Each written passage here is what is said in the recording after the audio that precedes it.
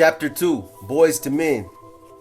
Trying hard not to come across too thuggish in front of China's grandparents, I sat stiff-backed pretending to be interested in what Ben, China's ostensibly aristocratic grandfather who drove an RTD bus, was saying. You youngsters don't have any incentive, no drive. You are always looking for someone to put something in your hands. China, sighing loudly, nudged my leg and shot me a stare of, I've heard this a million times. She was eager to get back outside. We had only come indoors to retrieve China's coat, but had gotten caught in one of Dot, China's liberal grandmother, and Ben's discussions on youth.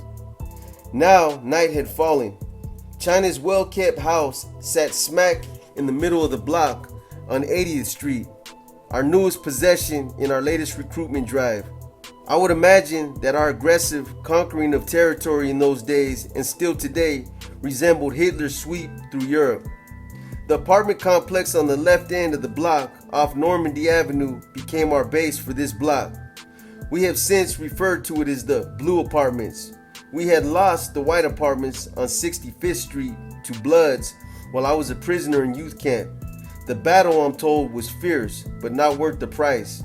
Although we suffered no fatalities, our wounded and MIA list grew steadily. Besides this, the Brims, whom the battle was with, had called in reinforcements from the Rolling 20s Bloods. The White Apartments thus passed to the Reds, and new ground was sought. 80th Street was just one street out of many that fell under our jurisdiction. The mechanics involved in taking a street or territory is not unlike any attempt, I would assume, on behalf of early Euro-American settlers. Send in a scout, have him meet the natives, test their hostility level, military capabilities, needs, likes, and dislikes. Once a military presence is established, in come the citizens, in this case, gang members. Those who are not persuaded by our lofty presence will be persuaded by our military might. All who are of fighting age become conscripts. The set expands, and so does our territory. Sometimes there is resistance, but most of the time our efforts are successful. China's younger brother was one of our first recruits from 80th. Recommended by China and sponsored by me, he became Little GC. Listen now, Kody, Ben continued in a deep baritone, pronouncing every syllable of every word. You have to stop pussyfooting around with your life. We are quickly becoming a technological country, and computers are going to overtake manual labor. What that means is, a shot rang out, cutting Ben's monologue short. For an instant, I thought he himself had been hit. He was belly down on the floor. Jumping to my feet, I headed to the front door, opened it, and ran out onto the porch. My heart was pumping, but my adrenaline was urging me on. Looking first to the right, toward the Blue Apartments, then to the left in the direction of Howdale, I spotted a burgundy cutlass creeping the street, a shotgun barrel in the passenger's hand barely visible through the open window. Jumping the creeping Charlie plants on the porch, which grew in huge flower pots, I darted into the street, pulling out my Chrome 25 automatic recently put on the set by a new recruit. I began firing at the car. The car sped away. I kept firing at its rear as it turned left on Normandy Avenue. I turned and bolted toward Howdale to assess the damage of their ride-by. Once I reached that corner, I heard Dee, Butchie's sister, hollering. At first I couldn't make out just what she was saying in the midst of the escalating confusion. Civilians had come out of their homes, and homeboys were starting to gather in front of China's house. Then it dawned on me. Monster, here they come. They coming back. Damn, I was out of shells. No sooner had I turned to run and take cover, thinking I'd be shot in the back, than a black and white police car hit the corner and all but ran into the shooter's car. The police pulled their weapons and ordered the occupants out of the car and faced down in the street. We all gathered to identify our enemies, not to help the police, but for our own intelligence. There were 3 occupants, a .38 service revolver and a pump shotgun, sawed off at the barrel for a spraying effect and sawed off at the stock for stealth and close combat. One shooter we knew, bank robber. The other 2 were obviously new recruits, proudly putting in work for the first time. They were members of the Rolling 60s. My response went virtually unnoticed by the police. though I saw 2 holes in the passenger door. No one inside was hit. The shooters were taken away amid death threats and shouts of revenge. In the absence of the police, the car was promptly torn up and set ablaze. 10 minutes later, the impound came and scooped up the remains. On my trek by China's house on my way to the Blue Apartments, I encountered Dot and Ben on their front lawn. Kody, Dot started in on me first. You don't be running toward no gunfire, you run from it. You could have been killed. Yes, ma'am, I replied, grateful that they hadn't seen me firing on the car. Apparently, Dot had dived for cover as well, joining Ben on the floor. I just thought that one of my friends had been hurt. Well, goddammit, you are not Superman, boy, Ben said. You could not have possibly helped anyone in such a crisis. He pronounced crisis like Nixon speaking on the energy crisis. You're right, Ben. I lost my head, I replied and put one foot in front of the other, trying to exit the conversation and get to the Blue Apartments to mount a retaliation. Where you going now? Dot retorted with genuine concern.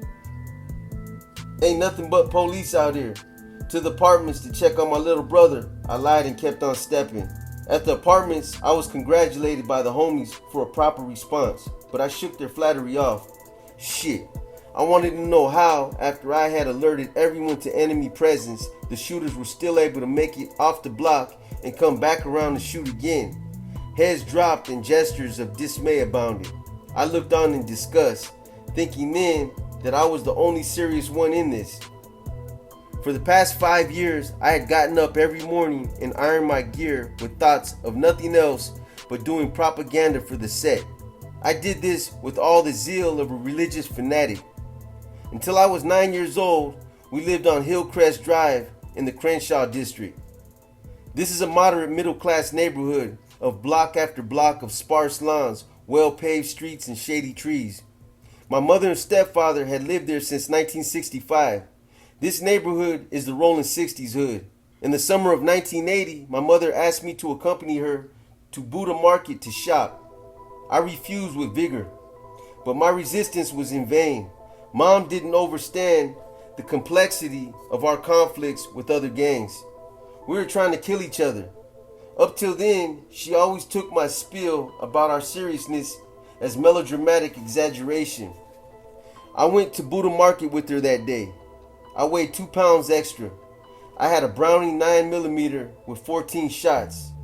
It was an unusually bright afternoon, and I recall feeling light and almost happy, content actually.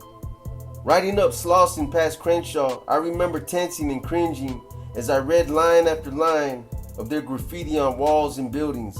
Amusing myself, I jokingly asked Mom to pull over so I could cross them out. In return, I got a "you a damn fool" look. Then I noticed Mom's face cloud over with what I took to be utter helplessness. Ironically, I never gave stopping an inkling of a thought. This was my career, my calling. As church folks say when someone does one thing real well. We traveled further west past West Boulevard, passing our old street. We both looked to the right briefly, turning into Buddha Market's parking lot. I tightened my belt and gave my parents the once over. G down, short for gangster down, or dressed in gang attire in my gear. I had on blue khaki pants, white canvas all-stars, and a blue sweatshirt with my hair in braids. Brownies, brown garden gloves worn by gang members for fighting and shooting hung halfway out of my right back pocket, and a blue flag hung out of my left. Crips wear their left ear pierced and their flag in their left back pocket. Bloods are on the right. Why don't you tuck in that old rag? Mom blurted out while she gave herself the once over.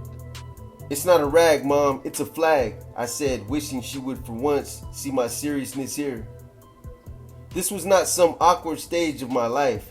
This was a job to me, and I was employed full-time, putting in as much overtime as possible. Life from that vantage point seemed to be one big test of show and prove, pick and stick. Mom went through her usual greetings with the Orientals. They had known each other for years. I was on point. Not only was I in jeopardy, but with me I had Mom, who I was sure would try to talk any enemy into doing an about face. Fat fucking chance of that happening. I remember thinking, you remember my son Kody, don't you? Yes, yes, I heard the Oriental woman saying, amid other comments such as, he's so big, so strong looking. After a few other exchanges, we started down an aisle. Canned goods, no interest here. Mom, I'm going over to the cereal section, I said, and stepped quickly so she couldn't call me back. Turning the corner at the end of the aisle, I felt relieved to be alone, both for my safety and Mom's. I had every intention of going to the cereal section when I was distracted by a nice looking young lady in produce. I made a beeline for the vegetables, and that's when I saw him. Damn, enemy. My adrenaline alarm was going off. Sonic booms of heartbeat filled my ears. My throat got tight and my movements became automatic. We both reached for our waistbands simultaneously. The young lady had still not looked up from her inspection of the vegetables, yet the tranquil surroundings of an otherwise routine shopping trip were about to explode around her. I managed to drop and drew first. He was still drawing his weapon. Shit, had this been a Beretta or a Barnaby Jones, he would have thrown his hands up and surrendered. Not bothering to aim, I fired. Boom! Confusion and chaos swept the aisles like buckshot, screams following in quick succession. Damn, I'd missed. I fired again and hit him in the torso. The bullet knocked him back and his weapon discharged in the air. He had what sounded like a .22, a small caliber weapon. Folks now knew that two weapons were involved. One loud, my 9mm, and one not, his .22. I shot him 3 more times to create an atmosphere of intensity, then turned and went in search of my mom.